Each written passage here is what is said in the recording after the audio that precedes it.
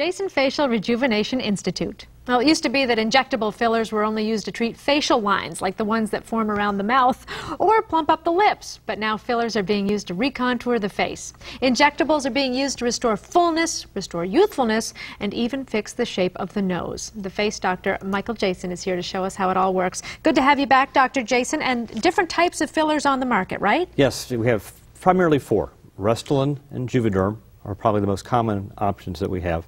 They're both made of hyaluronic acid, which is a substance we naturally have in our bodies, but this is a synthetic form. Radiesse is another popular filler made of calcium hydroxylapatite. That's a mineral that's in our bones and our teeth. So again, a naturally occurring substance, just in a synthetic form. Fourth choice would be Sculptra, which is more of a multi-stage process that may take months to complete, so you don't get that immediate gratification, which makes it kind of a less popular option. Okay, we've come a long way since just collagen. Absolutely. And products last much longer these days. All right, we've got a gentleman up here now. He's had his lines filled next to his mouth. Right, the nasolabial folds have been filled very nicely. Very routine, conventional treatment that we still do, and still probably the most popular reason that we use an injectable filler would be treatment of the nasolabial folds. And this is a female patient, again, deep folds, nicely effaced with the injectable. And that injectable, is that just a trip to your office, a little freezing put on and then right in and you're done? Right, that's either injection of a local anesthetic or a topical put on, and it just takes minutes to complete. All right, now we've got another picture to look at, because an augmentation of the lip, and it used to be that people thought if I get my lips done I'm just going to look like a trout pout, but that's not the case at all. No, is that a Canadian term, trout pout? A trout pout, yes. Well, actually, people do have a misconception that if we're going to augment the lip with a filler, that means big lips, and that's just not the case. So we can very naturally add volume to the lips, which will make them look a little fuller if needed. But if the patient doesn't really want them to look fuller, but we want to add volume in order to treat lines and wrinkles and get more definition on the lip border so the lip gloss doesn't bleed, we can do that.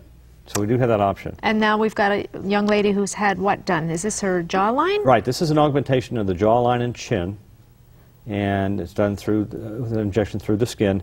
Now, this was Radiesse that was injected, and we placed it directly on the bone. So it actually acts like a little implant, just done with an injectable versus with surgery. How long will that last? That'll probably last her a year or more. Oh, that's great. And no downtime at all, right? Actually, probably none for her. Okay, and now what has this woman had done? She had some flattening of the cheeks, which is very common to see flattening of the cheek immediately below the lower lid. Just gets you kind of tired and washed out looking. And we have another view, an oblique view, that maybe demonstrates it a little bit better. And you can see we have more of a youthful contour now. We have a little fullness between the eyelid and that nasolabial fold we talked about, because the fat pad descends. It makes the fold more accentuated and flattens the cheek. So now we add volume to the cheek, and that also adds support to the fold and makes the fold look better. And you inject that through the inside of the mouth? I do. I use an intraoral or through the mouth approach, which drastically cuts down on bruising and swelling. Marvelous. Now, I guess you can get a brow elevation too? Believe it or not. Look at that. You know, a lot of things deflate as we get older, and the brows are one of them. So it makes the brows get a little flatter and a little droopier. So if we add volume, and in particular with Radiesse, because we can inject that deeply onto bone, it gives structure and support to the brow, fills it out, and raises the brow and gives it some elevation. And this woman's had her nose done, and this gentleman's had his nose done. Look at the recontouring there. Yes, and he had a post-surgical depression above his tip that was easily filled with just a small amount of Radiesse. And that's become an increasingly popular procedure in our patient base, is to have a non-surgical injectable rhinoplasty. And this is another example here, post-rhinoplasty deformity, and then we smooth it all out with an injectable as well or better than what we could do with surgery. Look at her. So if somebody has a bump or something, that you can smooth it right out? Well, we can actually camouflage it, not by making the nose look bigger, but by filling areas of depression or filling around curvatures or along depressions. We can straighten the nose, we can decrease the height of the nose, increase the height of the nose, bring the tip out, make the tip look a little more narrow by bringing it with more projection.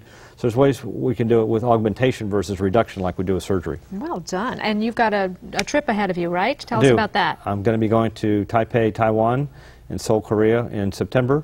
And the primary goal there will be to teach injectable filler techniques. Well, they're in good hands. They've got a good teacher coming their way. Dr. Michael Jason of the Jason Facial Rejuvenation Institute, thank you very, very much. And to get your questions answered or to schedule a consultation with Dr. Jason, just call 813-975-3223 or log on to jasonfacial.com. Don't go away, because Daytime will be right back.